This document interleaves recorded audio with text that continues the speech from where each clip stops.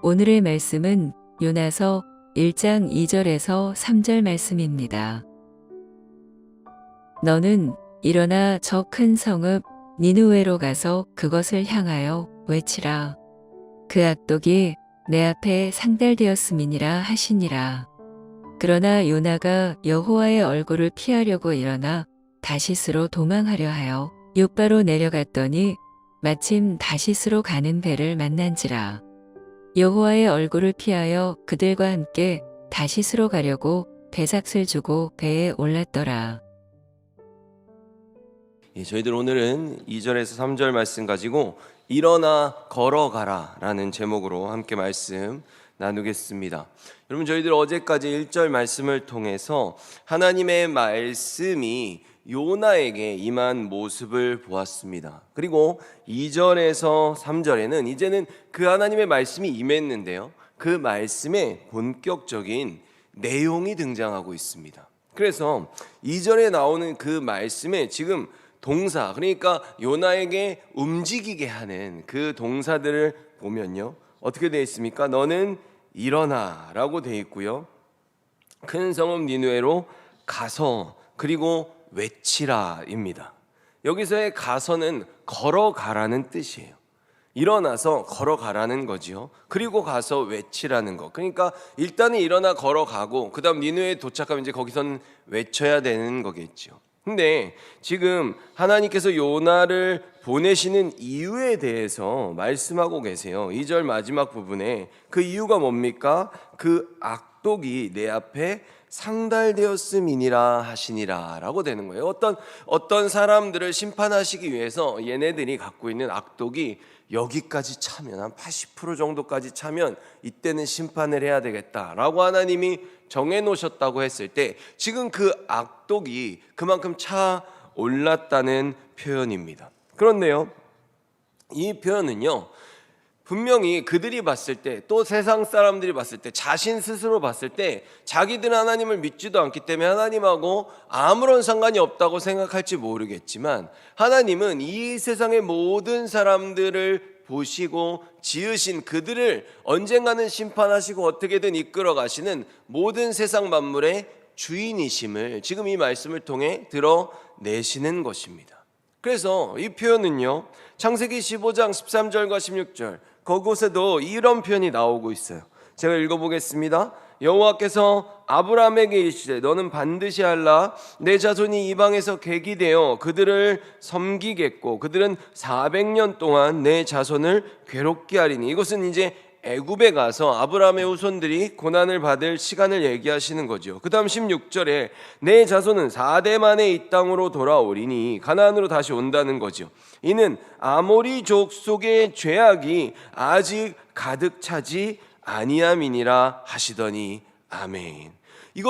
지금 이곳에서도요, 동일한 표현이 등장하고 있는 거예요. 지금의 장면이 뭡니까? 아브라함이 하나님과 언약을 맺는 장면인데요, 이 언약의 내용을 말씀하시면서 지금 이 아모리족 속에 악독이 아직 차지 않았다, 아직 나에게 상달될 만큼 죄가 가득 차지 않아서 지금은 그냥 두는 거다. 그래서 이들을 심판할 기간이 언제쯤 이 악독이 다 가득 차는가, 상달되는가 하면 400년 정도, 너희들이 애굽에 가서 400년 정도의 그 고난을 받는 시간을 거치면 그때 이들을 심판할 때가 될 것이다 라고 하는 거죠.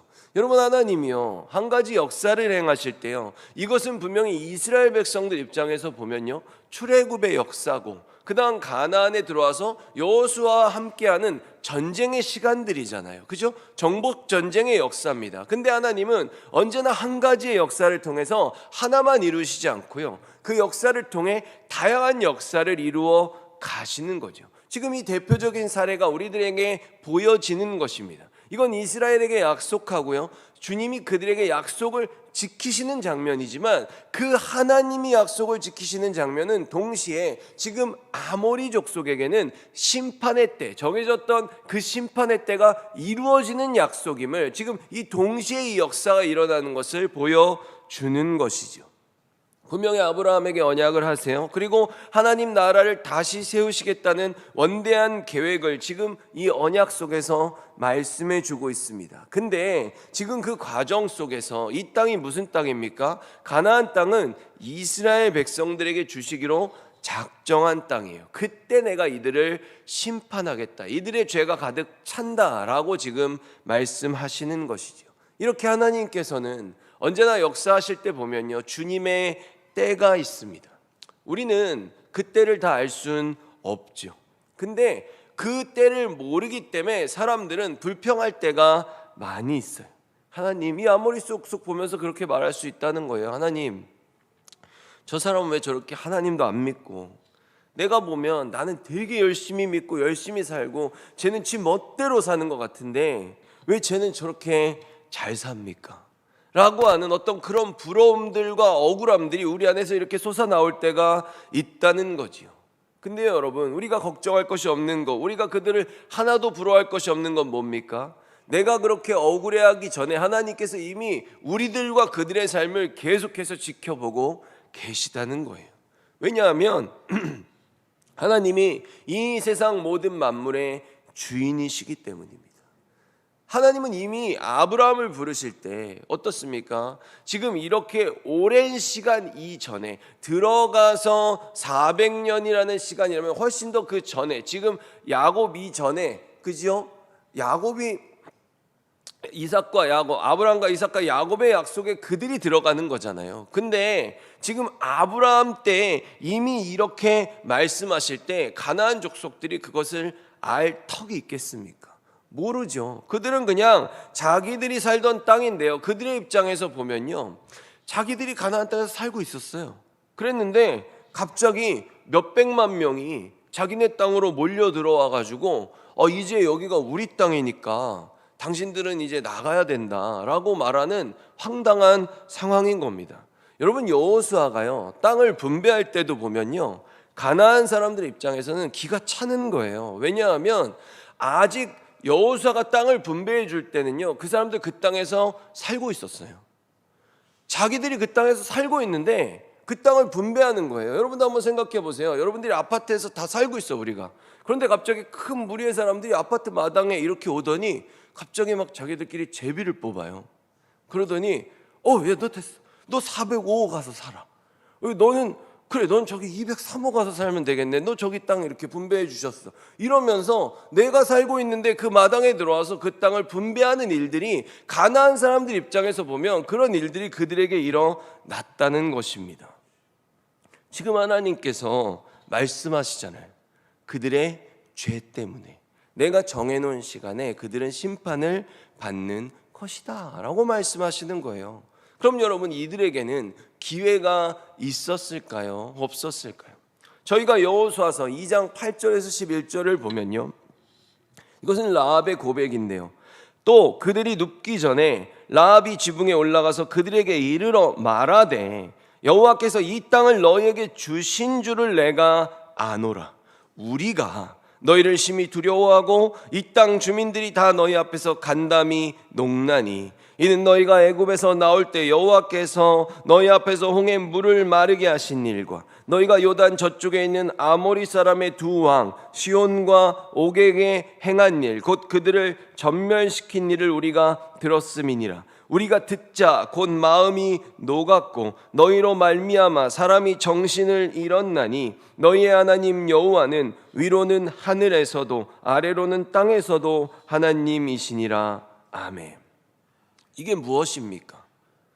여러분, 믿음은 들음에서 난다 그러잖아요. 이들은 지금 아모리 사람의 죄악이 아무리 끝까지 차올랐다고 할지라도 지금 하나님께서요, 이들에게 하나님 여호와 하나님에 대한 말씀, 하나님에 대한 소문을 듣게 하심으로써 이들에게 기회를 주시는 겁니다. 애굽의 그 놉단, 그 당시에 애굽은 최고의 강대국이었어요. 애굽의 그 놉단은 그 우상들 10가지 재앙은 제가 말씀드렸듯이 전부 다 그들의 신들과 관련돼 있습니다.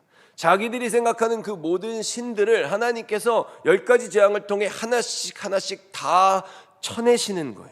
그러고선 최종적으로 그들의 가장 높은 신은 태양신이었고, 태양신의 아들이자 대제사장, 태양신이자 그 제사장이라고 여겼던 건 바로 왕이었어요. 그 바로 왕의 아들을 죽였다는 것은 하나님이 그들의 가장 높은 주신인 태양신의 대를 끊어버린 겁니다. 그들은 더 이상 여호와 하나님과 싸울 만한, 그들이 믿을 만한 대항할 신이 없어진 거예요. 그래서 어떻게 합니까? 제발 나가달라고 부탁하는 거죠. 더 이상 우리가 너희들의 여호와 하나님을 감당할 수 없기 때문입니다. 그래서 그런 부탁 받으면서 막 짐까지 다 막 재산까지 주면서 나가달라 그래서 출애굽을 한 거예요. 그리고 수많은 광야의 어려움을 거치면서 이들이 왔다고 하지만 실제로 이들이 듣는 그 여호와 하나님의 역사는 어떻습니까? 그 광야에서 살아왔던 것, 그리고 그곳에서 바랐던 바산한 시온과 옥이라는 건요, 그때 시온과 옥은 굉장히 강력한 강대국들에 속했어요. 그들도 맥없이 무너지는 모습을 보았고 이제 여리고 앞에까지 당도한 것이죠. 근데 이걸요, 지금 라합이 말하잖아요. 이 땅의 백성들이 모두 다 알고 있다는 겁니다. 왜 그런 거예요? 하나님께서 지금 이들에게 기회를 주시는 거죠. 그럼 여러분, 하나님이 주시는 기회를 정말 올바른 방식으로 잘 받는다면 이런 하나님의 기회에 어떻게 반응해야 하는 것입니까? 여호수아서 2장 12절과 13절을 보면요, 그러니 여호와 앞에서 나에게 약속을 해 주십시오. 내가 당신들에게 친절을 베푼 것처럼 당신들도 내 가족에게 친절을 베풀겠다고 말입니다. 제발 내 아버지와 어머니, 형제, 자매들과 그들의 모든 가족을 구해주겠다고 약속해 주시고 그렇게 하겠다는 증거를 보여주십시오. 아멘. 여러분, 사람은요, 하나님을 절대로 못 이깁니다. 사람이 내가 이것을 하나님이 원하지 않는 걸요, 사람이 계속해서 하겠다고 고집을 피우잖아요. 그러면은 하나님이 처음에 잘 안 막으세요. 그런데 오늘 요나도 그런 거예요. 하나님이 말씀을 주셔도요, 그거 안 지키려고 고집을 쓰고 막 살잖아요. 그럼 하나님이 웬만하면 그냥 두십니다. 그렇게 막 다리 부러뜨려 가지고 뭐 놀부처럼 그렇게 하시는 하나님 아니에요. 근데 사람들 가끔 그럴 때 있어요. 그죠? 이 요나를 마치 자기 인생에 빗대가지고 하나님이 내가 너무 필요해가지고 나를 이렇게 부르셨다고, 신학교 가면 이런 얘기하는 사람들 많거든요. 근데 전 속으로 생각합니다. 제가 늘 그러죠. 저 같은 사람 하나 없어서 하나님의 역사가 이루어지지 않는다는 건 말이 안 돼요. 요나는 선지자예요. 예수님이 표적이라고 말할 정도로 예수님을 대비할 만큼 하나님이 기름 부어 세우신, 선지자는 메시아잖아요. 메시아를 대표하는 일이기 때문에 여기 요나에다가 자기를 함부로 갖다 붙이면 안 됩니다. 거의 자기가 예수라고 말하는 수준인 거예요, 그거는. 근데 지금 여기서 말하는 건 뭐냐면, 하나님은 처음엔 잘 안 막으세요. 근데요, 지금 요나가 다시스로 가려고 할 때 어떻습니까? 갔는데 그 배가 딱 준비되어 있잖아요. 지금 그 하나님께서 그렇다고 해서 요나가 자기 마음대로 하는 거 도와주시는 게 아니에요. 하나님이 그 고집을 안 막지만 언제 알아요? 끝까지 가보면 알아요. 하나님이 어떻게 하시려고 계획하고 계셨는지 그 인생을 살아보면 안다는 거예요. 내가 하고 싶은 대로 하면서 하나님이 도와준다고 하나님 뜻이라고 말했지만 실제로 그것이 끝까지 가보면 하나님 뜻이었는지 내 고집이었는지를 깨닫는다는 것이죠. 그냥 두시는 것 같은데 끝에 가면 우리를 부르십니다. 우리를 고치세요. 그때는 하나님이 채찍으로 치신다는 것이죠. 그래서 하나님이 기회를 주실 때 가장 합당한 태도는 지금 하나님의 말씀을 듣고 행동하는 라합처럼 그분 앞에 무릎을 꿇는 것입니다. 하나님, 나 좀 구해주세요. 하나님, 나 좀 도와주세요. 하나님, 내가 주님의 말씀 앞에, 주님의 그 소문 앞에 내가 무릎을 꿇겠습니다 라는 자세가 하나님이 우리에게 기회를 주실 때 우리가 취할 수 있는 가장 합당한 태도라는 것입니다. 하나님께서는요, 사실 여러분, 다윗과 사울도 보면요, 마치 사울이 다윗을 잡아서 죽이려고 하는 형국이 계속 펼쳐지는 것 같지만 실제로는 다윗이 죽습니까? 안 죽죠. 다윗이 계속해서 사울에게 하나님이 다윗을 통해서 기회를 주시는 거예요. 그만하라고.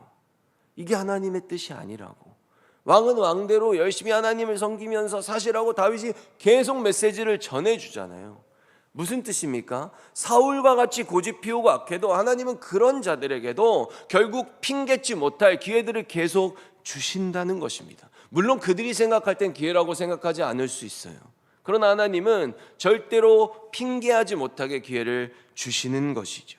왜냐하면 바로 이것이 어떻게 기회를 주시는가, 지금 라합이 말하고 있어요. 하나님 편에서는 언제나 우리들에게 계속해서 말씀하십니다.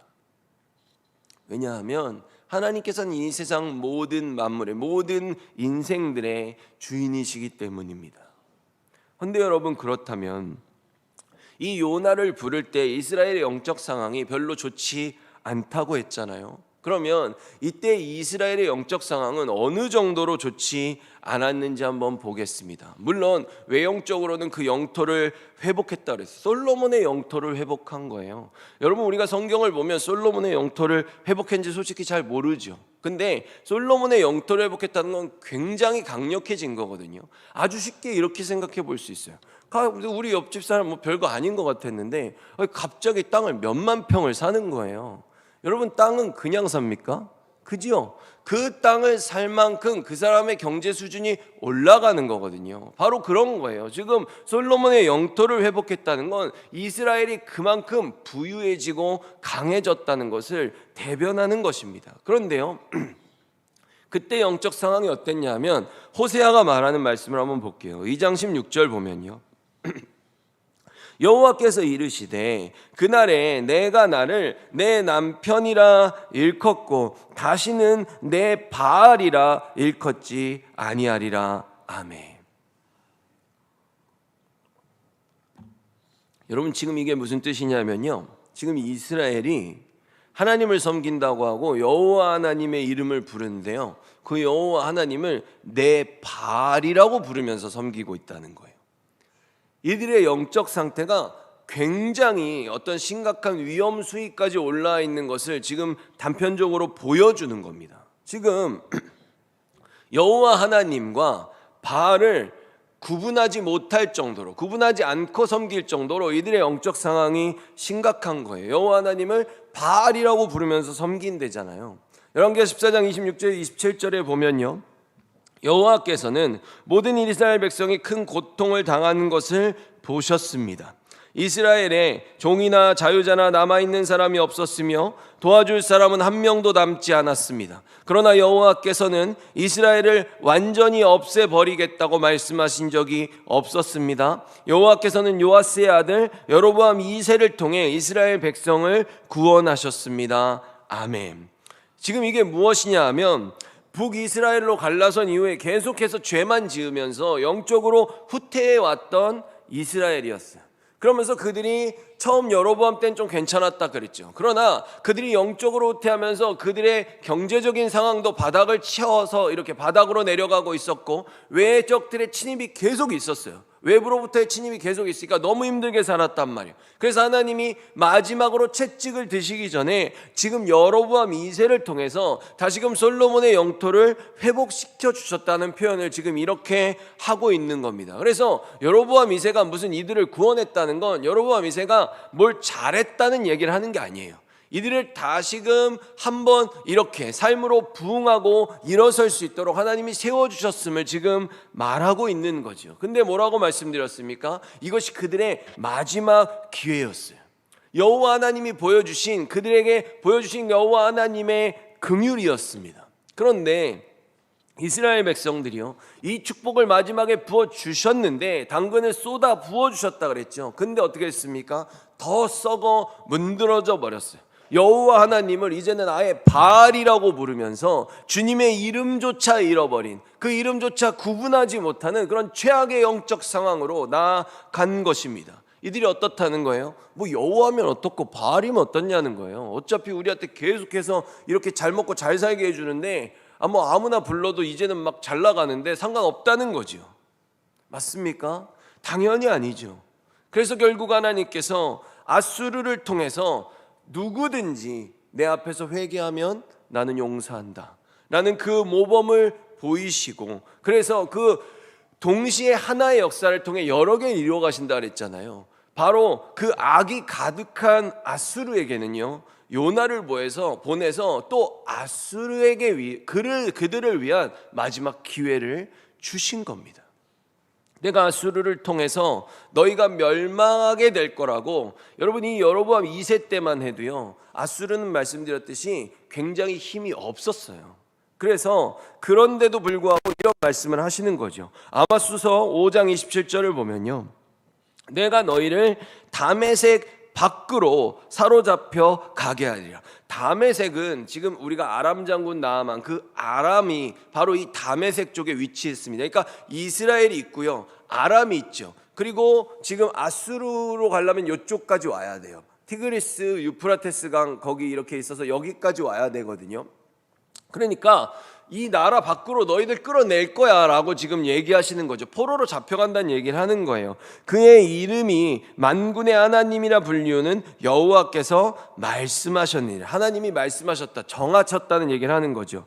호세아서 11장 5절과 7절을 보면요, 이스라엘 백성은 이집트에서처럼 다시 포로가 될 것이다. 아시리아 왕이 그들의 왕이 될 텐데 이는 그들이 하나님께 돌아오지 않았기 때문이다. 내 백성이 끝끝내 내게서 물러가나니 비록 그들을 불러 위에 계신 이에게로 돌아오라 할지라도 일어나는 자가 하나도 없도다. 아멘. 어떻습니까? 지금 아시리아를 통해서 너희들을 분명히 멸망시킬 거야 라고 아예 정해서 말씀해 주고 계세요. 하나님께서 이렇게 경고를 하셨음에도 불구하고 이스라엘은 끝끝내 돌이키지 않았습니다. 이유가 있어요. 왜 그러죠? 이때만 해도요, 아주 잘 먹고 잘 살았기 때문입니다. 그리고 이때만 해도요, 말씀드렸듯이 아수르는 비리비리했어요. 전혀 맥을 못 추던 상황이었어요. 이빨 빠진 호랑이가 뭐가 무섭습니까? 지금은 내가 더 잘 사는데? 이런 생각을 하는 거예요. 그래서 하나님께서 요나를 부르셨고요, 일어나 가서 외치라고 명령을 내리신 겁니다. 왜 그렇습니까? 이스라엘이 돌이키지 않기 때문이에요. 하나님이 그 마음을 바꾸신 거죠. 계획을 바꾸신 거예요, 심판하기로. 그런데요 여러분, 하나님의 명령을요, 이스라엘만 안 들은 게 아니라 지금 어떤 거예요? 그 이스라엘을 대표하는 선지자도 안 듣고 있어요. 요나서 1장 3절을 보면, 그러나 요나가 여호와의 얼굴을 피하려고 일어나 다시스로 도망하려 하여 욥바로 내려갔더니. 요나가요 여러분, 이게 요나의 상황이요, 우리가 원문을 보면 어떠냐 하면요, 일어나 가라 그러니까 요나가 일어나서 가요. 그게 먼저 나오는 거예요. 여러분 보세요. 요나서 1절에서 여호와의 말씀이 임했다 그러지만 요나는 한 번도 대답을 하지 않습니다. 그러나 행동은 해요. 하나님이 일어나 가라 그러니까 요나가, 이게 시간차가 없어요, 탁 일어나서 가요. 근데 문제가 뭐예요? 그냥 보니까 얘가 짐을 싸더니 반대로 가는 거예요. 오늘 얘가 보니까 원래는 아수르로 가려면 이쪽 위로 올라갔다 북쪽으로 갔다 동쪽으로 가야 되거든요. 근데 요나가 딱 일어나서 이렇게 딱 짐을 받고 나가는데 얘가 보니까 서쪽으로 가는 거예요. 근데 요나는 한 번도 대답을 하지 않는다니까요. 근데 지금 요나가 하나님의 명령을 듣죠. 근데 아무런 말도 하지 않고 일어나요. 시간적 지연이 없다 그랬어요. 짐을 싸서 어떻게 합니까? 완전 반대로 가는 거지요. 근데 여러분, 다시스로 가기 위해서 욥바 항구로 서쪽으로 가고 있는 거죠. 근데 다시스가 어딘가 하면 한번 저희가 지도상으로 보겠습니다. 지도가 준비될까요? 그렇죠. 여러분, 여기가 예루살렘이고 저기가 다시스예요. 지금 이 파란색으로 칠해져 있는 데가 바다인 거예요, 중간에. 그러니까 배를 타고 이 어디로 가는 거예요, 여러분? 자신이 갈 수 있는, 내가 알고 있는 지구 끝으로 가려고 그러는 거예요. 자신이 갈 수 있는 최대한 먼 곳으로 가려고 지금 요나가 배를 탄 겁니다. 이게 제 생각에는 이게 요나가 며칠을 계산하고 갔는지는 모르겠어요. 근데 여러분, 이거 비행기 타고 가도 정말로 대중이 안 나오는 거리예요. 이거 3,800km입니다. 엄청나게 먼 거예요. 근데 요나가 이 다시 지금의 스페인 땅이거든요. 유럽 지역 이쪽 끝에 있는 땅인데 이쪽으로 내가 알고 있는 하나님으로부터 가장 먼 곳으로 가려고 요나가 아무 말도 안 하고 바로 하나님이 얘기하시자마자 탁 일어나가지고 걸로 가서 저쪽, 예를 들어 비행기 티켓을 딱 사는 거죠. 지금 그런 일을 보이고 있는 거예요. 그럼 여러분, 저희들은 하나님의 말씀이 있을 때 가장 올바른 반응은 뭐라는 거예요? 라합처럼 반응해야 된다라는 예시를 지금 보았잖아요. 근데요, 이렇게 하나님이 이제는 아주 직접적으로 일어나 걸어가라 라고 명령하셨을 때는 어떻게 반응하는 것이 옳은가, 그에 대한 예시를 한번 보겠습니다. 창세기 22장 2절과 3절이에요. 여호와께서 이르시되, 말씀하시는 거죠. 내 아들 내 사랑하는 독자 이삭을 데리고 모리아 땅으로 가서 내가 내게 일러준 한 상 거기서 그를 번제로 드리라. 요나도 하나님 말씀 받았을 때 싫었다 그랬죠. 여러분, 이것보다 싫은 말씀이 있을까요? 받았을 때. 그렇지 않습니까? 그런데요, 아브라함은 3절부터 보면요, 아브라함의 아침에 일찍이 일어나가 나오죠. 나귀의 안장을 지우고 두 종과 그의 아들 이삭을 데리고 번제에 쓸 나무를 쪼개어 가지고 떠나 하나님이 자기에게 일러주신 곳으로 가더니라고 되어 있습니다. 선지자들이 말씀을 받고 하나님이 명령하셨을 때요, 그 하나님의 말씀을 받는 선지자적인 그 입장에 있는 사람들은요, 일어나 간다라는 동사가 그들의 행위에 꼭 드러나 있어요. 들어가 있다는 거예요. 포함되어 있다는 거예요. 지금 아브라함이 어떻습니까? 바로 일어났고요, 바로 걸어갔어요. 동일한 동사들이 나오고 있습니다. 아브라함의 행동에는요, 망설임이 없습니다. 그리고 열왕기상 17장 8절에서 10절에 가면요, 여호와의 말씀이, 이것은 지금 요나서에 나온 표현하고 완전히 똑같은 표현이죠. 이 굉장히 중요한 표현인데, 여호와의 말씀이라는 표현은 언제나 선지서들에 나오는 선지자들에게 말하는 매우 특별한 표현에 해당합니다. 여호와의 말씀이 엘리야에게 임하여 이르시되 너는 일어나 시돈에 속한 사르밧으로 가서라고 나오죠. 거기 머물라, 내가 그곳 과부에게 명령하여 내게 음식을 주게 하였느니라. 이제 그러니까 엘리야가 어떻게 하는 거예요? 그가 일어나 사르밧으로 가서라고 말하고 있습니다.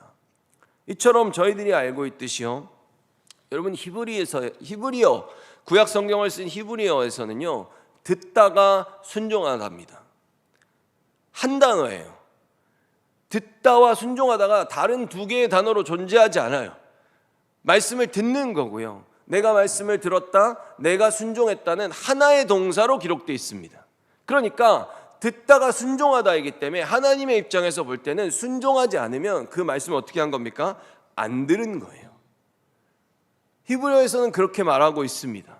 여러분, 아브라함이나 엘리야 어떻습니까? 하나님의 명령을 받았을 때요, 그 의미, 그 결과, 그들이 그 말씀을 들었을 때 그들 안에 있는 그 감정의 문제들이 다 해결돼서 이들이 일어나 간 겁니까?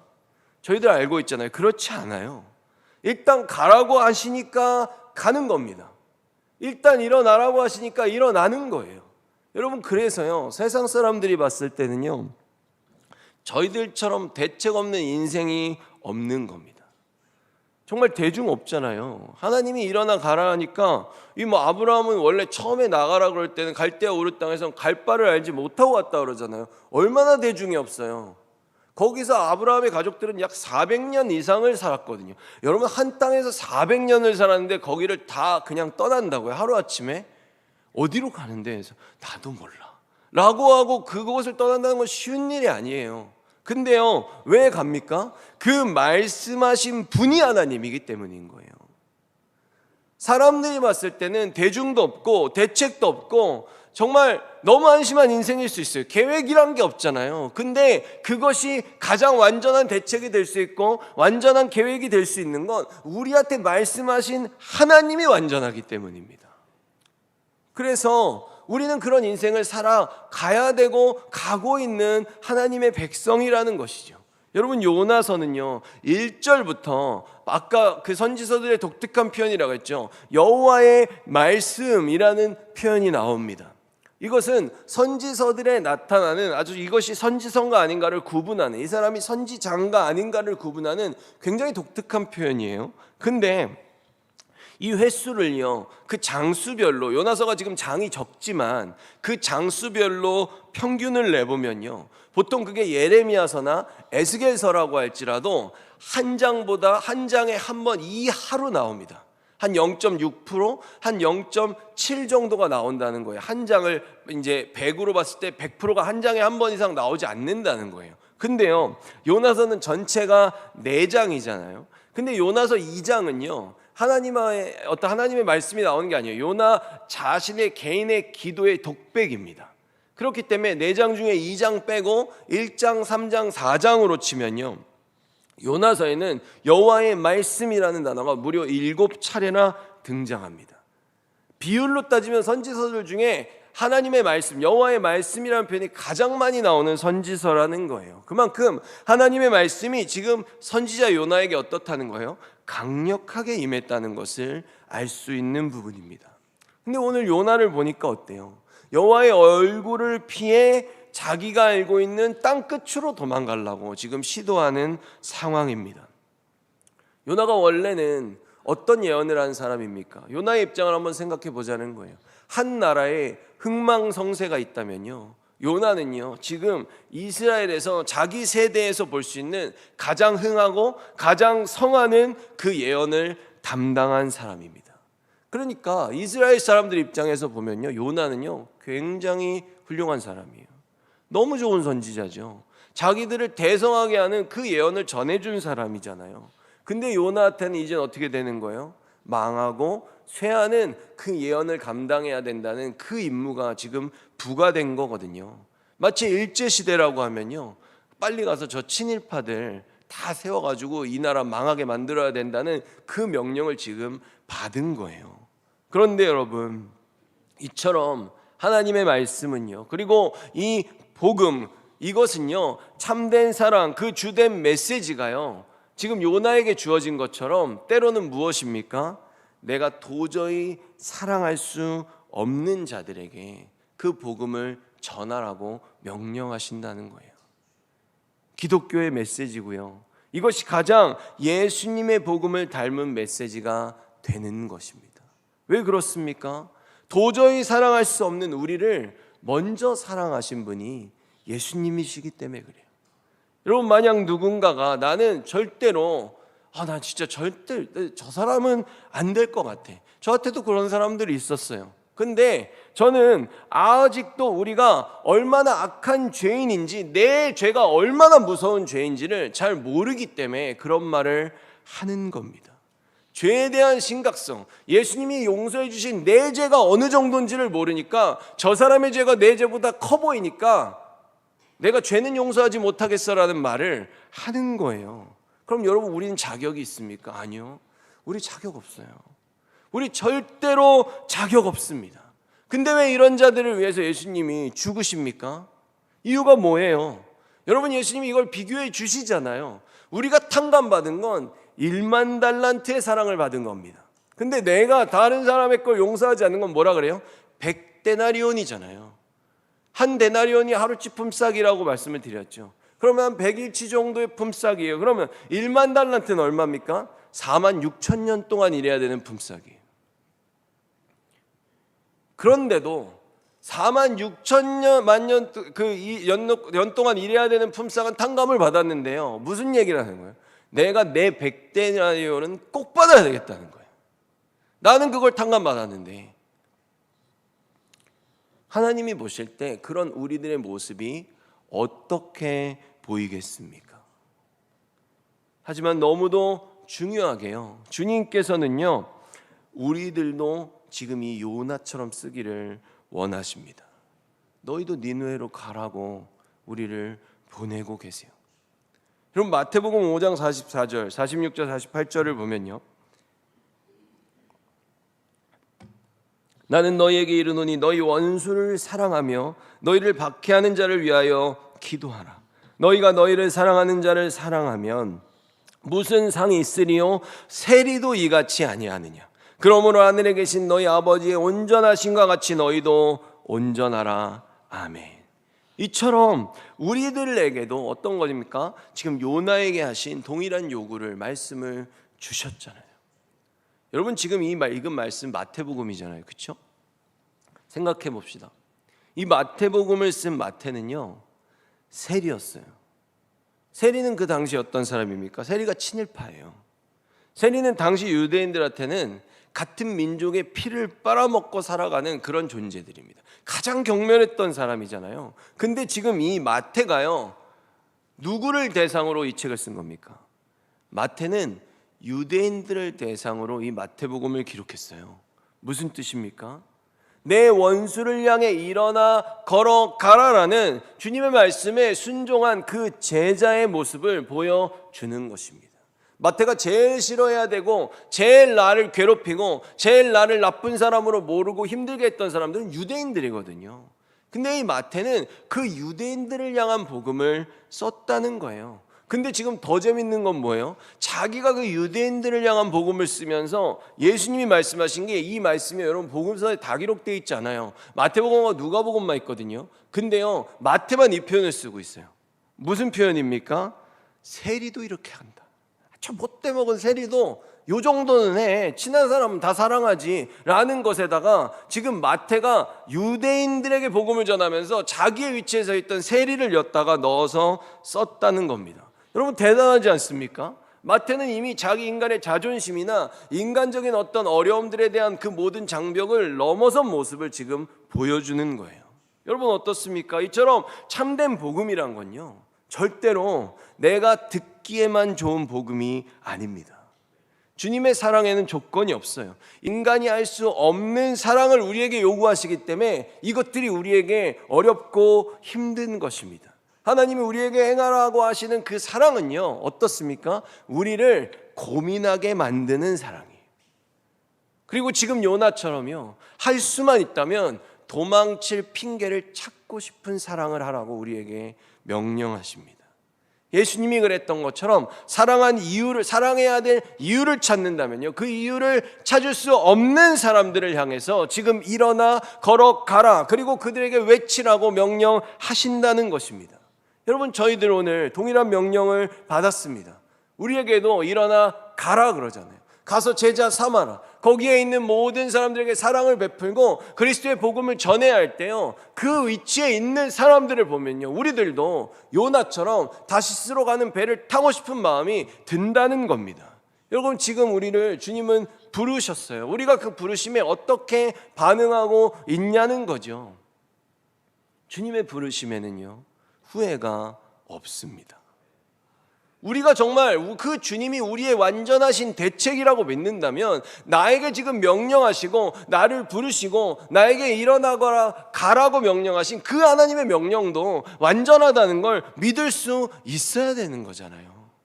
과연 우리가 오늘 다시스로 도망하는, 일어나 가라는 명령을 받았는데 일어나서 딴 데로 가는 이 요나를 보면서요, 우리는 과연 어디로 갈 것인지, 우리에게 명령하셨을 때 나는 정말 아멘이라고 화답하면서 나아갈 수 있는지를 다시 한번 생각해 보길 원합니다.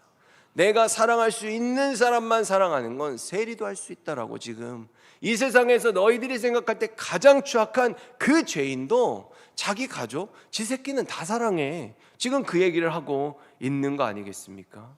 이 말씀이 우리들에게도 동일하게 부과됐다는 걸 생각하면서 언제나 주님의 명령에 일어나 가는 아브라함과 엘리야처럼 들은 그대로 순종하는, 그래서 말씀을 들은 자가 되는 저희들이 되기를 예수 그리스도 이름으로 축원합니다.